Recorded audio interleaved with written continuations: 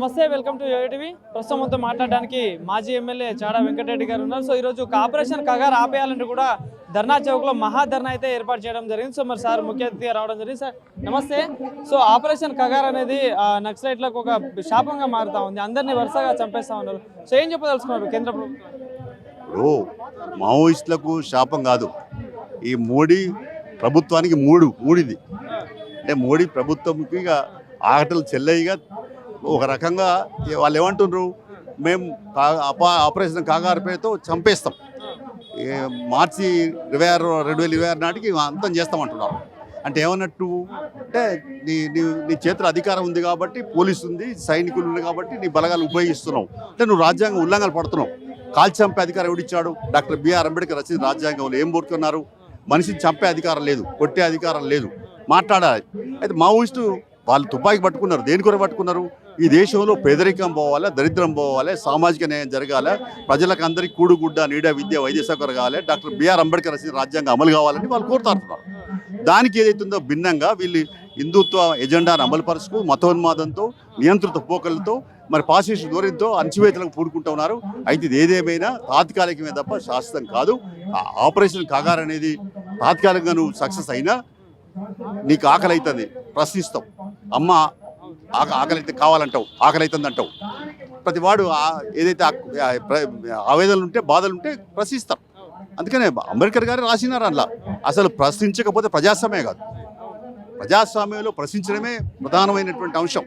కాబట్టి దాన్నే వీళ్ళు చేస్తారు. అంటే ప్రజాస్వామ్య మూలాన్నే వీళ్ళు దుంగలు దక్కే ప్రయత్నం చేస్తాను. కాబట్టి తిరుగుబాటు తప్పదు. అందుకని ఇవాళ అన్ని పార్టీలు వచ్చినాయి ఇక్కడికి. తెలంగాణలో ఇది తెలంగాణ స్టార్ట్, మిగతా అన్ని రాష్ట్రాలు స్టార్ట్ అయితే హైదరాబాద్, ఢిల్లీలో కూడా దీని శగ తగ్గుతుంది. తప్పనిసరిగా మోడీ ప్రభుత్వానికి బుద్ధి చెప్పేందుకు 50 మంది ప్రజలు సిద్ధమవుతారని చెప్పి తెలిపారు. మావోయిస్టులు లేకుండా చేస్తామంటా ఉన్నారు దేశంలో, సాధ్యమవుతుంది అంటారు? అది అసాధ్యం. తాత్కాలికంగా నువ్వు కనపడకపోయినా నీ తర్వాత పుడతాడు. ఒక బంతిని కిందికి కొడితే పైకి లేస్తుంది. ఒకరిని చంపేస్తే 10 మంది పుడతారు, 100 మంది పుడతారు. ఎప్పుడైనా ఎవడైనా మార్క్సిజం లేని సిద్ధాంతాన్ని ఆపలేడు. మార్క్సిజం ఏం చెప్తుంది? శ్రమకు తగ్గ ఫలితం కావాలంటుంది. అందరికీ సంపద అందరికీ చెందాలంటుంది, అందరికీ అందాలంటుంది. ఇది తప్ప. కాబట్టి అది తప్పు చేస్తున్నది మోడీ, తప్పు చేసేది అమిత్ షా లేదా ఇతర బూర్జా పార్టీ, అధిక పాలక పార్టీలు. అందుకనే డిమాండ్ల మీద పరిష్కారం చేస్తే అయిపోతుంది. పరిష్కారం చేయాలని కోరుతున్నాం. చేయకపోతే రానున్న కాలం మరి పెద్ద ఎత్తున ప్రభుత్వం పైన బీజేపీ కటావు, దేశకోపచార నిధం దాకా పోతుందని చెప్పి తెలియపరుస్తుంది. మావోయిస్టులు అభివృద్ధికి అడ్డుపడతా ఉన్నారని ప్రధానంగా కేంద్ర మంత్రులు మాట్లాడుతూ ఉన్నారు. అన్ని అబద్ధాలు, మోసాలు. అసలు అభివృద్ధికి ఆటంకమే వాళ్ళు. ఇప్పుడు అభివృద్ధి అంటే ఏంటిది? అది సామాజిక అభివృద్ధి జరగాలి.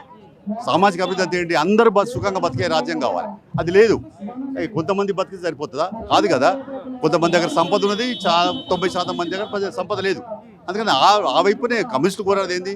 సంపద అందరికీ అందాలి, అందరు బతకాలి, అందరికి ఇల్లు ఉండాలి, అందరికీ ఇస్తారు, అందరికి చదువు రావాలి, చదువు ఉండాలి, అందరికీ వైద్యం ఉండాలని చెప్తున్నారు. కాబట్టి అది అమలు చేయలేదు కదా. చంపడం వెనకాల ఏమైనా కుట్ర ఉంది అనుకుంటున్నారా? ఎందుకు మావోయిస్టులు? ఇప్పుడు వాడికి ఎరుపు అంటే భయం మోడీకి.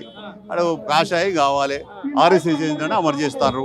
కాబట్టి దానికి అందుకనే వాళ్ళకి చేయాలి. ఇప్పుడు ప్రధాన శత్రువులు ఎర్రజెండా వాళ్ళే మోడీకి కనపడే. తర్వాత ముస్లింలు వీళ్ళంతా ఉంటారు. వారికి ఏంటంటే హిందుత్వ ఎజెండా అమలు చేయాలి, ఆర్ఎస్ఎస్ ఎజెండా అమలు చేస్తున్నారు, సంఘ పరివార ఎజెండా అమలు చేస్తున్నారు, మనవాద సిద్ధాంతం అమలు చేస్తారు. ప్రజలు ఆలోచించుకోవాలి, చైతన్యంతో కావాలి, తిరుగుబాటు చేయాలి.